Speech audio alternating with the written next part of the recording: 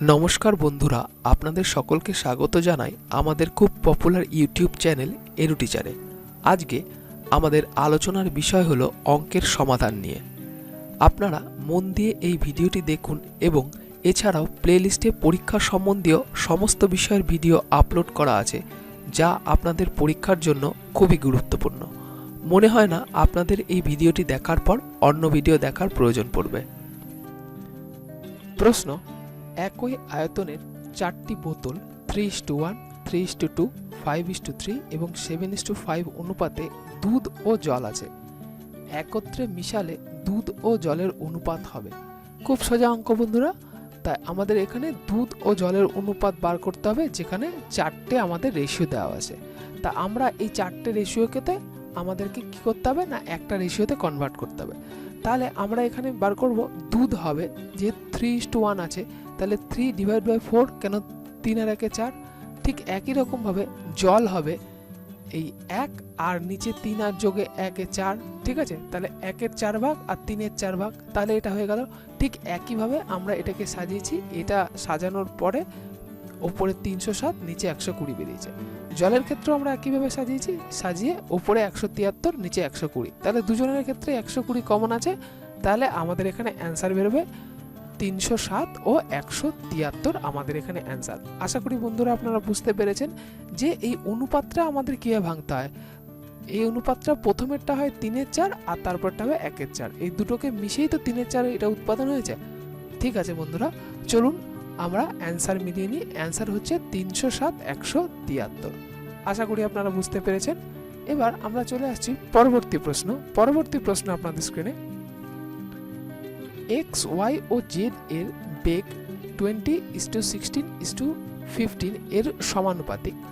200 গজ দৌড়ে এক্স কত গজে যেতে? তাহলে একটা 200 গজ দৌড় প্রতিযোগিতা হচ্ছে, তাতে এক্স কত গজে যেতে, তা এক্স, ওয়াই, জেড এটা কি দেওয়া আছে যে 20:16:15। তাহলে এক্স যখন 20 গজ যায়, তখন ওয়াই তখন যায় কত? 16 গজ। তাহলে এখানে যখন আমাদের 200 জিজ্ঞেস করা আছে, তাহলে এই 20-র পেছনে একটা শূন্য লাগালেই, 16-র পেছনে একটা শূন্য লাগালেই আমাদের এটা হয়ে যাবে। তা আমাদের এটা হয়ে যাওয়ার পর না, এক্স যখন 200 দৌড়াচ্ছে, তখন ওয়াই যাচ্ছে 160। তাহলে অ্যাকচুয়াল এক্স জিতছে কত না, 200 - 60 মানে 40 গজে। আশা করি আপনারা বুঝতে পেরেছেন। তো বন্ধুরা চলুন চলে আসি আমরা পরবর্তী প্রশ্ন। পরবর্তী প্রশ্ন আপনাদের স্ক্রিনে, 1200 টাকা 3 জনের মধ্যে 1:2:5 অনুপাতে ভাগ করে দিলে সবচাইতে বেশি দেয়া হলো। খুব সোজা অঙ্ক বন্ধুরা। এটা অনুপাতের অঙ্ক, আমরা সবাই জানি করতে না। 1 + 2 + 5 আর সবচাইতে বেশি মানে বেশিটা উপরে দিলাম 5 আর নিচে 3টে যোগ করে দিলাম। তা যোগ করে কত টাকা দেওয়া আছে না, 1200 টাকা। এই 1200 টাকা দিয়ে গুণ করলাম, গুণ করে যা আমাদের উত্তর বেরোলো আমাদের 750। তাই এখানে উত্তর 750। খুবই সোজা অঙ্ক ছিল বন্ধুরা। চলুন আমরা পরবর্তী প্রশ্নে যাই। পরবর্তী প্রশ্ন আপনাদের স্ক্রিনে বলেছে কি, 10 সেমি ব্যাসার্ধ বিশিষ্ট একটি গোলকের ভেতরে 5 সেমি পর্যন্ত অংশে সোনা আছে ও বাইরের অংশে রূপো আছে। তাহলে রূপো ও সোনার আয়তনের অনুপাত। তাই এখানে বন্ধুরা একটা জিনিস সবার আগে বলতে হবে যে গোলকের আয়তনের অনুপাত আমরা মোটামুটি সবাই জানি। না জানলে আপনারা এটা লিখে নিতে পারেন কি না, 4/3 পাই আর কিউব। তা আমরা ঠিক সোনার আয়তন বার করেছি, একইভাবে রূপার আয়তন বার করেছি।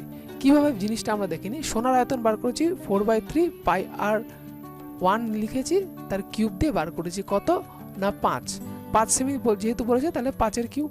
আর রূপার আয়তনের ক্ষেত্রে কি বলেছে না, রূপার আয়তনে বলেছে যে 10 সেমি ব্যাসার্ধ বিশিষ্ট একটি গোলকের ভেতরে 5 সেমি পর্যন্ত অংশে সোনা আছে। তাহলে বাদ বাকিতে তাদের রূপো আছে। তাহলে আমরা বার করেছি কি, প্রথমে রূপোরটা এবং রূপোরটা থেকে আমরা সোনারটা বাদ দিয়েছি। ঠিক আছে বন্ধুরা। তা রূপোর থেকে সোনা বাদ দিলে তাহলে আমাদের অ্যাকচুয়াল কত বেরোয়? অ্যাকচুয়াল বেরোয় যে রূপোর আয়তন যতটুকু জায়গা নিয়ে আছে ততটুকু। তাহলে আমাদের এখানে রূপোর আয়তন বেরোলো 875:125। 125 কেন না, 125 সোনা। যেহেতু এই যে 4/3 পাই, এই 4/3 পাই মানে কোনো ক্যালকুলেশন করার দরকার নেই, এটা একা একাই কেটে যাবে। তা যেহেতু একা একা কেটে যাবে তাই আমরা ওটাকে ওইভাবেই রেখেছি। তা ক্যালকুলেশনটা আপনারা লক্ষ্য করুন যে রূপোর আয়তনটা আপনারা বুঝতে পেরেছেন কিনা। রূপোর আয়তন নিশ্চয়ই সেটাই হবে সোনার আয়তনটা বাদ দিয়ে। রূপোর আয়তন মানে কি? রূপোর আয়তন মানে তো টোটালটা, এই যে 10, রূপোর আয়তন মানে হচ্ছে টোটালটা। এবার তার মধ্যে 5 আয়তনের সোনা ঢুকে আছে, তারপর এটা রূপোর থেকে আমি যদি সোনা বাদ দিই তাহলে অ্যাকচুয়াল রূপোটা পাবো, আর সাথে সাথে সোনাটাও করে নিলাম। তাই এখানে 4/3 পাই, যেহেতু দুই দিকে কমন চলে আসছে তাই আমরা এটা নিয়ে নিই, এটা বাদ দিয়ে দিয়েছি। তা 875:125 দিয়ে 7:1 আমাদের অ্যান্সার বেরিয়েছে। আশা করি বন্ধুরা আপনারা এটা বুঝতে পেরেছেন।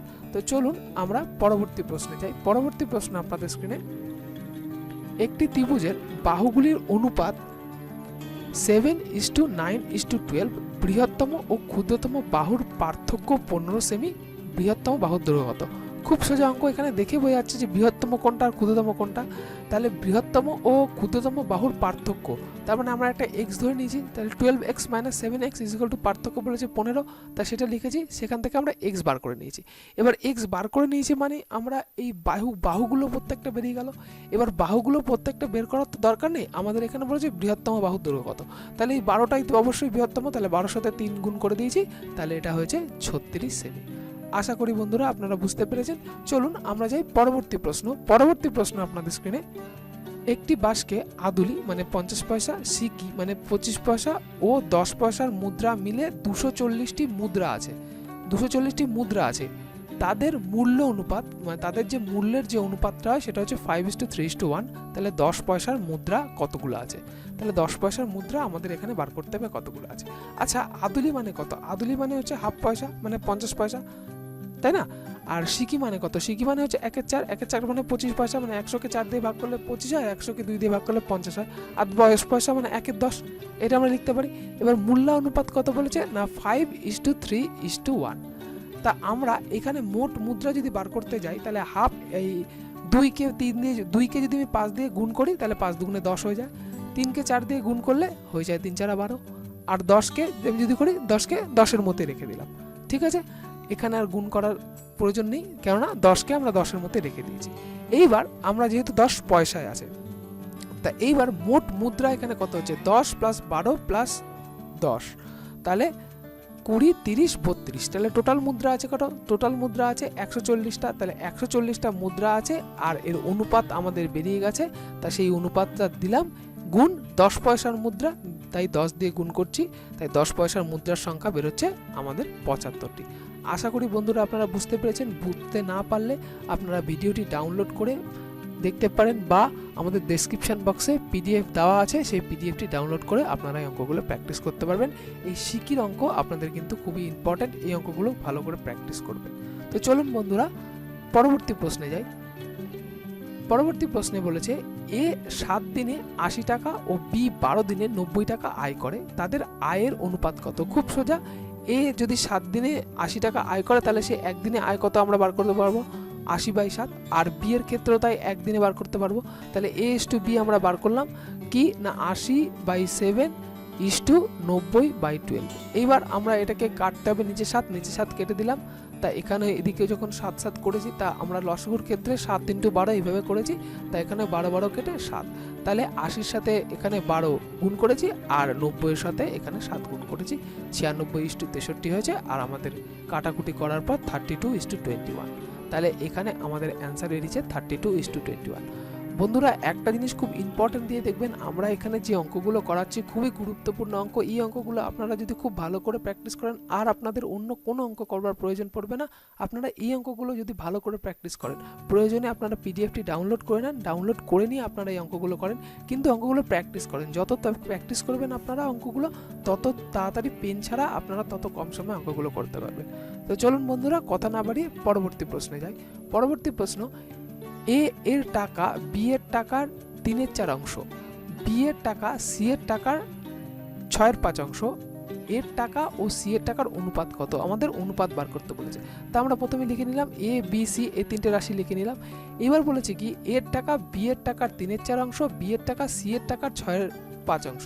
তাহলে আমরা মনে করছি কি সি এর টাকা 1, তাহলে সি এর টাকা 1 হলে বি এর টাকা কত হবে? এই 1-এরই 6-এর 5, তাহলে সেটাই আমরা লিখেছি। এবার সেই অনুযায়ী আমাদের এখানে কি বলেছে, এর টাকা বি এর টাকার 3/4, তা সেটাই করেছি যে প্রথমে এর টাকা লিখেছি 3/4 ইন্টু 3/4 আর ইন্টু 1 দিয়েছি যেহেতু সি এর টাকা, আর ইন্টু 6/5 দিয়েছি। তা আমরা এটিরই পার্সেন্টেজ বার করছি। তা পার্সেন্টেজ বার করার পরে আমাদের এখানে অ্যান্সার বেরোচ্ছে কত না, আমাদের বের করতে বলেছে A/C, তাহলে এ আমাদের বেরিয়েছে 9 আর 1-এর সাথে 10 গুণ করেছি যেহেতু নিচের রাশিটা তোলার জন্য, তাই এখানে আমাদের অ্যান্সার বেরিয়েছে 9:10। এখানে অ্যান্সার হলো 9:10। এইটাই হলো আপনাদের উত্তর। তো চলুন বন্ধুরা আমরা চলে যাই পরবর্তী প্রশ্ন আপনাদের স্ক্রিনে। একটি কারখানায় পুরুষ কর্মী মহিলা কর্মী 5:3, মহিলা কর্মীর সংখ্যা পুরুষ কর্মীর সংখ্যা থেকে 40 জন কম হলে মোট কর্মী সংখ্যা কত, বা মোট কর্মী সংখ্যা আমাদের বার করতে হবে। খুবই সোজা অঙ্কটা, জাস্ট এই ট্রিক্সটি ফলো করেন। এখানে কি বলেছে, পুরুষরা যদি 5 জন থাকে তাহলে মহিলারা থাকে 3 জন, 5:3 অনুপাতে থাকে। তাহলে এবার হচ্ছে কর্মীর সংখ্যা পুরুষ কর্মীর সংখ্যা থেকে 40 জন কম, তার মানে এই যে 5 আর 3-এর মধ্যে ডিফারেন্সটা কত হচ্ছে, ডিফারেন্সটা 2, এই ডিফারেন্স 2টাই তো এই 40 জন। ঠিক করে খেয়াল করবেন বন্ধুরা, একটু মন দেবেন বিষয়টার মধ্যে, যে এই 40 জন মানেই তো এই 2, তাহলে 2 ইউনিট যদি 40 হয় তাহলে 1 ইউনিট কত, 1 ইউনিট 20 হবে। তাহলে একটা ইউনিট যদি 20 হয় তাহলে 5 আর 3 8 ইন্টু 20, তাহলে 8 দুগুণে 16, তাহলে 160 হবে এর উত্তর। এই ট্রিকটি আপনারা মনে রাখবেন যে এইখানে আমরা যে ট্রিকে অঙ্কটা করলাম এই অঙ্ক আপনাদের পেন ছাড়াই হয়ে যাবে, আপনারা যদি এগুলো একটু ভালো করে প্র্যাকটিস করেন। আপনারা আমাদের এই প্লে লিস্টে যে শতাংশের অঙ্কগুলো আছে, শতাংশের অঙ্কগুলোতে এগুলো খুব ভালো করে এবং খুব বেশিবার করে ডিসকাস করা আছে। এই যে এই অনুপাতের বিষয়টা আপনাদের ওখান থেকে ক্লিয়ার হয়ে যাবে। আপনারা যদি একটা গুরুত্বপূর্ণ কাজ করেন যে আপনারা শতাংশের অঙ্কগুলো আগে করার পরে এই অন্যান্য অঙ্কগুলোর দিকে নজর দেন, তাহলে আপনাদের প্রায় 60 থেকে 70% অঙ্ক আগে থেকেই হয়ে যাবে যদি শতাংশের পার্টটা আপনারা আগে করেন। তো চলুন বন্ধুরা পরবর্তী প্রশ্নে যাই। কি বলেছে, মাতার বয়স ইস্টু পুত্রের বয়স 7:3, তাদের বয়সের সমষ্টি 60 বছর হলে তাদের বয়সের পার্থক্য কত। তা তাদের বয়সের সমষ্টি মানে কি, এই 7 আর 3 যোগ, এই 7 আর 3 যোগ করলেই তো 60 হয়, তাহলে 7 আর 3 যোগ করলে যদি 60 হয় তাহলে 1 বারে কত, তাহলে 1 মানে এই 60 ডিভাইডেড বাই এই 7 আর 3 10 দিয়ে ভাগ করে, তার মানে অ্যান্সার 6 বেরিয়েছে। আর আমাদের বার করতে বলেছে কি তাদের বয়সের পার্থক্য কত, মানে 7-এর থেকে 3 বাদ দিলে 4 হয়, তাহলে সেই 4টাই লিখেছি, তাহলে উপরের থেকে 6 নিয়ে আসলাম, গুণ 4 করলাম, মানে 24 বছর। তা তাদের বয়সের পার্থক্য হলো না 24 বছর। তো বন্ধুরা আমাদের ভিডিওটি কেমন লাগলো সেটি কমেন্ট বক্সে লিখে জানান, তাতে আমরা একটু মোটিভেশন পাবো, এবং কীরকম ধরনের ভিডিও আপনাদের প্রয়োজন তা আমাদের লিখে জানান। আপনারা কমেন্ট করলে আমরা বুঝতে পারবো আমাদের কাজের সার্থকতা। অজ্ঞাত কারণে যদি কোনো ভুল ত্রুটি হয়ে গিয়ে থাকে তাহলে ক্ষমা প্রার্থনীয়, এবং আমাদের চ্যানেলটিকে লাইক, সাবস্ক্রাইব এবং শেয়ার করুন যাতে আপনার মতো অন্যান্য ভিউয়ার্সরাও উপকৃত হয়। আজ এই পর্যন্তই। সুস্থ থাকুন, ভালো থাকুন, দেখা হবে আগামী নতুন আকর্ষণীয় ভিডিওতে। ধন্যবাদ।